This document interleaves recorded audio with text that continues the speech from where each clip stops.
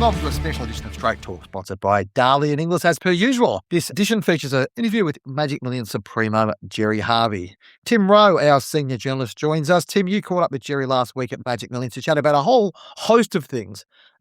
Before we get into the interview, what stood out to you about sort of having a chat with one of the, I guess, the icons of the Australian bloodstock industry and probably of Australian Australian business? Oh, first of all, probably the thing that's not in the interview was walking into the reception, Bren with Gerry and Leah, the lovely Irish receptionist there, and they were saluting each other as if to say hello, and I sort of thought this was a bit strange, and then they looked at me and said, "Tim, you'll go," and I used the wrong hand to salute, terrible me, so I did it again, and yeah, away we went, but Gerry had the floor, so who was I to argue?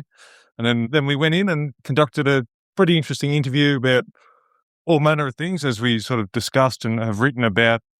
It's a significant year for Magic Millions, 40 years since the brand was launched, I guess, at the Gold Coast. There was sales before that, but the Magic Million, as it was then, was 1986, and it's come a long way, lots of ups and downs and receiverships and administration. But Gerry and his wife Katie have had the business either in partnership or outrights for 28 years. And as Gerry says in the interview, as you'll hear in a second, that it is more than just a horse sale now. It is an event, the polo and all those different things around that. And in some ways, probably the Australasian yearlings or horse sales now are events rather than just trading horses. And Magic Millions played a significant role in that, I would say. And here we have it, a feature interview with Gerry Harvey. Catching up with Gerry Harvey, owner of Magic Millions. It is a special year, 2026. 40 years of the Magic Millions brand, I guess, Gerry, and it's come a long way, and it's quite a integral part of the bloodstock business now, internationally or around the world, Magic Millions. Yeah, it's interesting because it's 40 years, and it was a business that started off with some very interesting characters, and none of them ever had any money to speak of, and it was always like just surviving, nearly going broke, all that sort of thing. And when I bought it with John Singleton and Rob Ferguson in 1997, it was making a little bit of money, was in receivership, and it was doing $23 million a year turnover. So we took that up to, $400 or $500 million turnover. So it's been a long journey. We've had it now for 28 years or something like that. So it didn't happen overnight, but we've done something that no other sales company in the world's done in terms of the way we do a horse sale, because we're doing it as an event. It's not just a horse sale. You don't come to a horse sale, you come to an event. And with the racing happening, with the polo, with the show jumping, with our personalities, we call them ambassadors. And the two best ones there are probably Zoe and not Zoe, Mike and Zara. Yeah. And they get us a lot of publicity in magazines across the world and on a lot of digital coverage. So it's now the idea of all of that. Kate's done all that. She's responsible for that. No one else. We all help. And so her idea is that we'll put this event on and bring more people into our industry. So horse sales don't normally go out into the community bringing people in and getting them interested in our industry. This does. So nowhere in the world is this done as professionally as we do it. In fact, it's hardly done at all. It's not even done unprofessionally. So the whole situation now is people come here from overseas and they look at it and say, wow, this is different. And they look at the whole promotion with the horses on the beach and the ambassadors and the polo and the show jumping and all the other things that we do out there. And the media coverage, it's on the front page of newspapers, it's the lead story on the television. And they think about that. That doesn't happen anywhere else in the world. The Kentucky horse sale goes on, the English horse sale goes on, the Irish. No one knows except people in the industry. It's a closed door. And so it's when they come here, they say, this is the way we should do it. But of course, they got no one over there that knows how to do it. They look at it and they go back home and don't do anything. Why don't they do something? Well, the simple answer is they just haven't got the ability to do it. That seems strange. It's not that difficult. It's difficult, but it's not that difficult. The Queensland government do recognise Magic Millions, so I guess it's tourism value and economic benefit, though, don't they? And I think I'm certain you've got some arrangements with Queensland Tourism and things. Yeah, so in the beginning, we said to the Queensland government, Events Queensland, Tourism Queensland, if we all get into this together, then this can be the biggest event in Queensland. It'll be the event that Queensland will own, and the other states would say, why haven't we got this? Like Victoria would love to have this. New South Wales would love to have it. Now, the cost, the amount of money that the Queensland government, tourism and Events Queensland put in is tiny compared to what they would put in to create an event like this. To create an event like this, they'd be talking about putting in 50s and hundreds of millions, right? And so they realise that the amount they put in is significant, but it's tiny compared with, what they would put into an event anywhere else in Australia. So, and it's now become the biggest tourism event in Queensland. How valuable is that to Queensland? And it goes all across the world. In the 30 years that you've sort of, since 1997 owned Magic Millions, the bloodstock market is growing exponentially, particularly sort of that COVID boom. And of course, it's come off that a little bit. But how do you see the Australasian bloodstock market at the moment? Well, it's very, very strong. And it's interesting because that top end of the market, people paying over $1 million for a horse, and I don't know how many we'll have here. I think we had 13 last year or something like that. It'll probably be the same this year. But people paying $1 million plus for a horse. That's a big gamble. But these are people that are out there trying to get the best horse. And it's like, you've got bragging rights. I've got the 3-year-old colt or the 2-year-old filly or something that's the Group 1 winner, or it's the best of its generation, all this sort of thing. So it's a dream come true for people if they can achieve this. And we all strive to do it. And the one we all really want is that $50 million stallion, the horse that changes all our lives. And so that's a pot of gold. And if you're in this business, you could be a battler out there and never had a good winner. You might snare this horse. It's a bit like winning Powerball or something, You're in the game, you might win. Do you think the industry or racing is attracting the 30-year-old Gerry Harvey's entrepreneurs that have done well in business and, I'm going to spend some money in owning horses? Are they attracting those new? Well, we are. When I was a young bloke and you went to the races, everyone was over 40, 50, 60. Today you go to the races and everyone's under 40, 50, 60s. We are attracting that younger generation. And a lot of that's to do with we get a lot of young women at the races and the boys follow sort of thing. And in the old days, the girls would be at balls and all that. So there's no balls anymore. They don't get dressed up to go to a ball. They get dressed up to go to the races. So if you want to go to a fashion parade in Australia, go to the races. And if you're at the races tomorrow here on the Gold Coast, you're going to see a fantastic fashion parade, and with so many young people. And so then you've got people that are instantly wealthy today that didn't happen 30, 50, 100 years ago. They're in tech or something happened, and they were nobody, and now suddenly they're worth $100 million or $1 billion or something like that. So you get some of that, like Nigel Austin, for instance, has got Cotton On, and he's into horses. So we're trying to find more Nigel Austins. Then you get the guy from China, Zhang, and he's got a coal mine, and he makes a lot of money. And the thing that he wants to do more than anything else in the world, have the best horses in the world. Now, these guys are not old, but trying to get that 30 to 40-year-old guy that's just made a lot of money is something that, they're into boats, they're into aeroplanes, they're into football, they might be into cricket, they might be into tennis, they might be into racing. There's a lot of competition out there, basketball. But if something snaps in their little brain and they get into this business, that's what we want. Yep. I mean, it's an interesting time, this 100 years of New Zealand yearling sales next week. And, it's also NZB is privately owned. Inglis family, obviously, with their auction houses. It's not an easy business, though. Do you see the longer term future for those businesses, given it, at any one time you've probably got $150 million going out before it comes back? That, where do you see the future of auction houses in? Well, the problem is that you don't make much money. New Zealand Bloodstock don't make much money. We don't make much money, and Inglis don't make much money. So it's not a business that you look at and say, this is a great business, I'm going to make a fortune.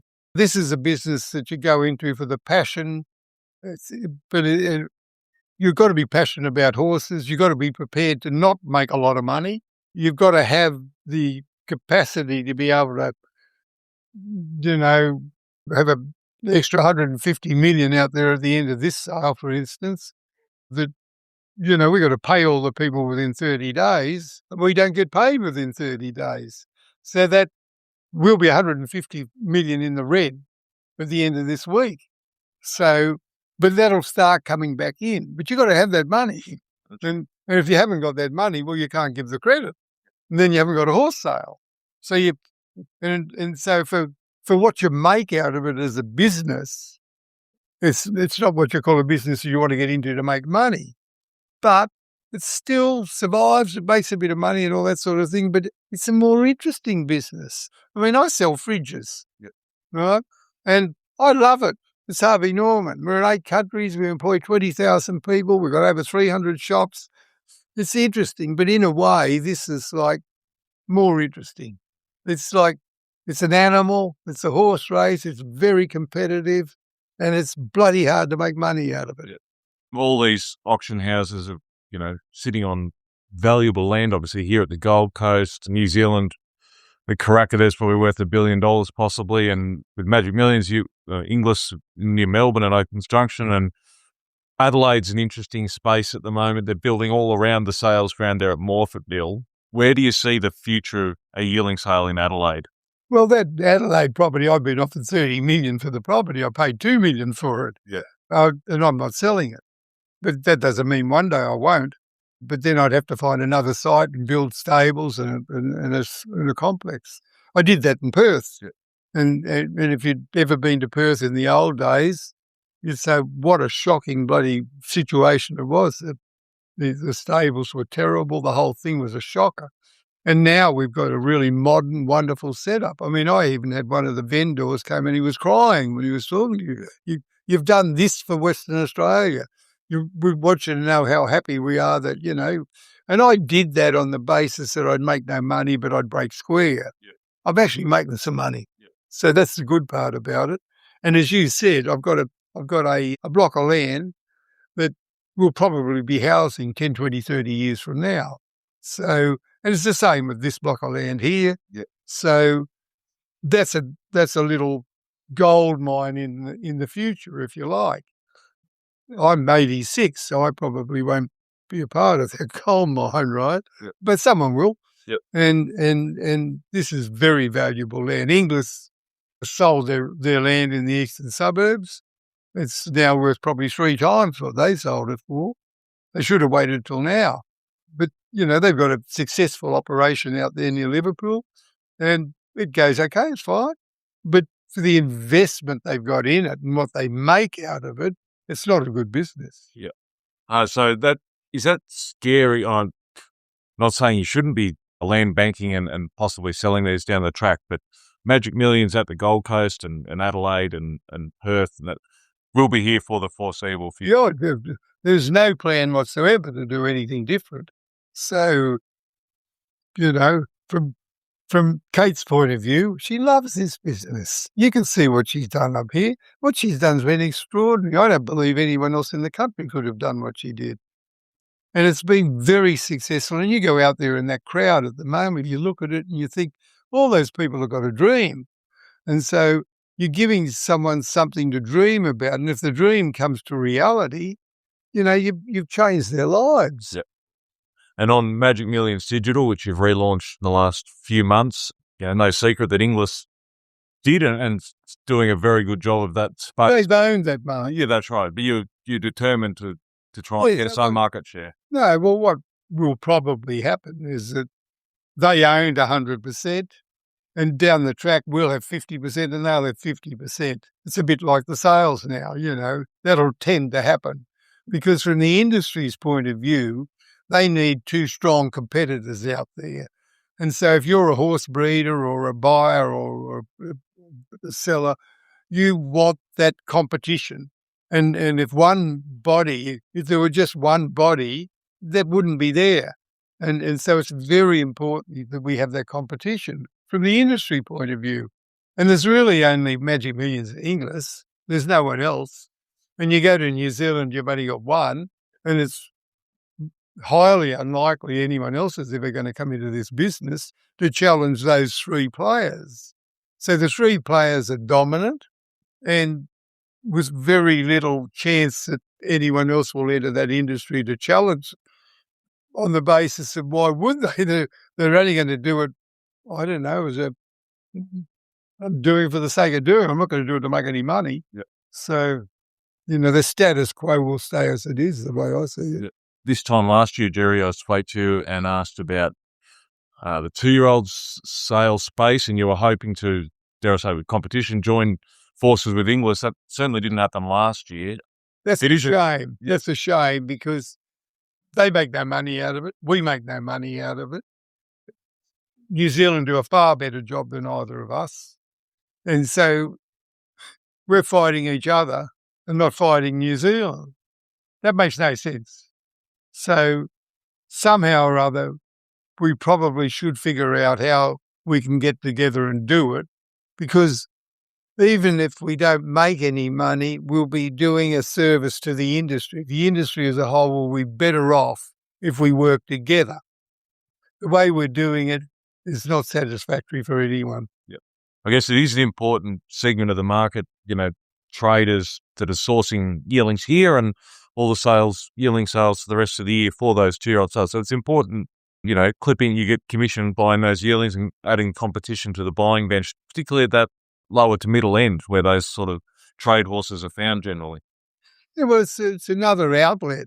And so in New Zealand, Australians go over there and buy at the ready-to-run sale, Australian trainers. They don't come here and buy at Magic Millions in Inglis. Why? So they've got all the overseas buyers there, plus Australian buyers, plus New Zealand buyers. Here, we rely largely on Asian buyers. And so if we did it properly here, we'd get a lot of Australian trainers coming and buying there too. We'd also get a lot more contribution from all the studs. I've spoken to the studs. I said, if we did this properly in Australia, would you put horse? Yeah, we sure would. We don't do it because I don't think either of you do a very good job in Australia. Yeah. No, I really appreciate you speaking to me, Gerry, as always, forthright and interesting, and good luck for the rest of the sales season.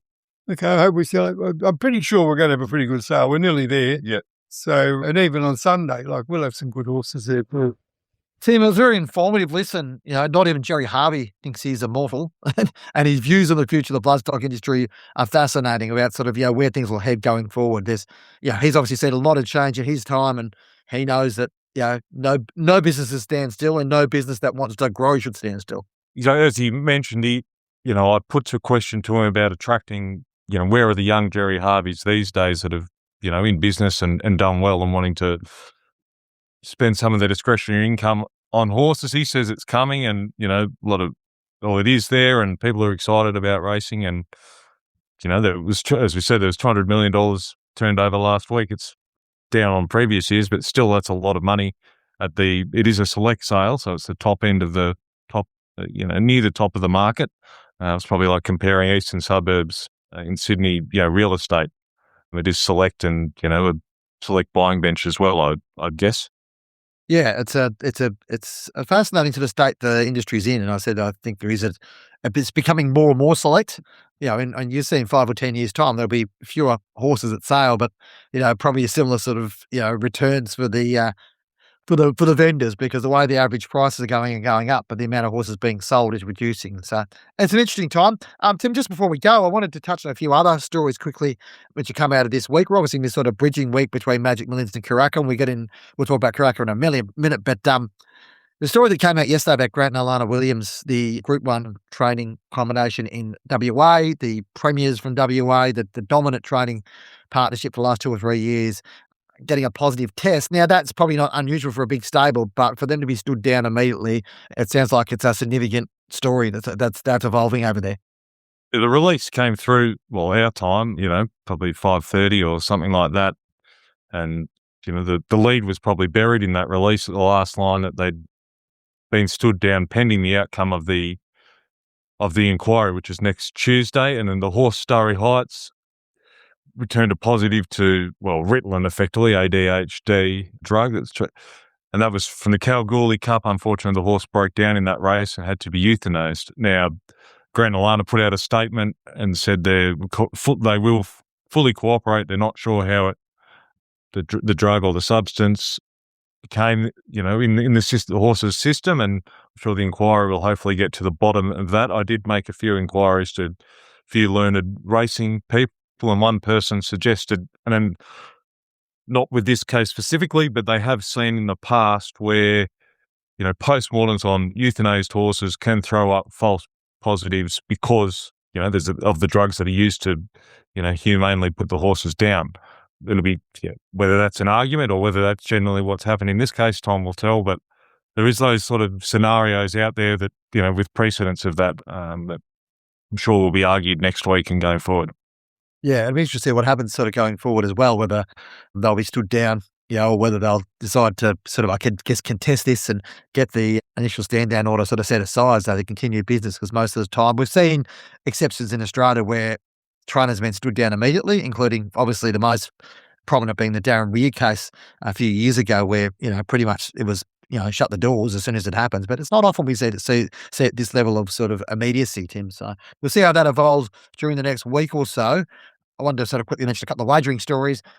But one of the things I want to point out is about regulation in the wagering space at the moment. And it like the more stories I write about this, the more I find it is a bit of a complete mess, pretty much. Depends what state you are, depends what you're eligible you do. It depends. Like there's a story today which we put up about a punter from a couple of years ago who was denied a payout because they had found, or Picklebet had said that he'd had a duplicate account, which is established and whatever else. And what I think it looks what had happened is that there was part of a punters club account, and that same device had been used to operate the punters club account. So Picklebet, within terms and conditions, had the right to shut down. Now, I guess the specific circumstances aside, it's a complex industry, and it seems like, the ability for, I guess, punters to get a clear view on this stuff and get consumer protections is not always clear. So I find it an interesting one, Tim. I'm not too sure what your perspective on these types of activities and whether punters are best served by the system we've got.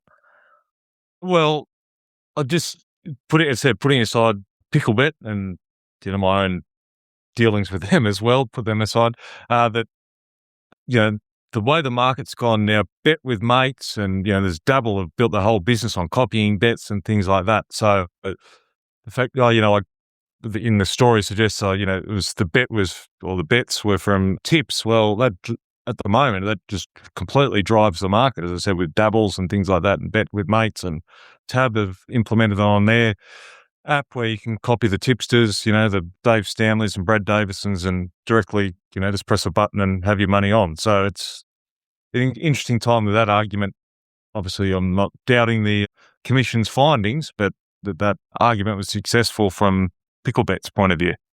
Yeah, I guess that's probably also worth pointing out that the case was from late 2022 and was actually under the previous legislation in Northern Territory.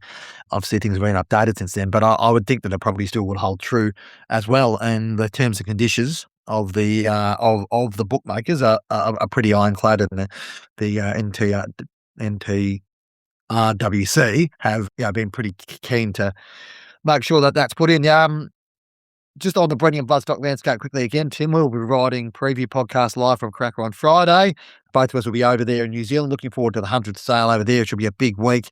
And we're also providing wraps of the day on both Sunday night and Monday night from the big sale over there. What's expected to be a huge few days. Yeah, really interesting times in the bloodstock space. We obviously saw Magic Millions was a very positive result for the industry, and I'm interested to see how that flows over to New Zealand. Also, just wanted to say, keep an eye out for Jess Always Written in the Stars this week. I think it'll be published on Friday morning on Michael Floyd, a legend in the New Zealand bloodstock ranks, and someone she has tagged in the article as the father of Karaka, which, given 100 years, those people who played a major role deserve to be in the spotlight, Tim. So, yeah, obviously so many major players in that New Zealand space, and they'll get their time in the spotlight this week, no doubt, as they mark, what is quite an extraordinary milestone, 100 years of selling horses. I've watched NZB, they're a bit like Magic Millions, they've put out books and different catalogues and sort of recognising their history, and I've been watching a bit of some nice interviews with current and former staff sort of reflecting on the history of NZB on their social media platforms and things like that, which has been quite interesting because there is a lot of loyal staff that are still there. And then there's Andrew, the one I watched with Andrew Seabrook, the people that have sort of worked at the auction house and then gone on to do other things. Jamie Richards, Bevan Smith, Bruce Slade was on there. There's heaps of them. It is, and same for Magic Millions in Inglis. It is a great educational places, those auction houses, and a lot of people go on to do other great things within the industry. So we'll aim to get back to our usual Thursday format of Straight Talk in the next couple of weeks. It's been a busy time sort of between Magic Millions into Karaka, from next week. But as I said, we'll have those podcasts out of New Zealand on Friday, Sunday and Monday. Thanks again to our sponsors, Inglis and Darley, for all your support. Happy to have them aboard again for 2026. And looking forward to what will be a big year. We'll talk to you again shortly.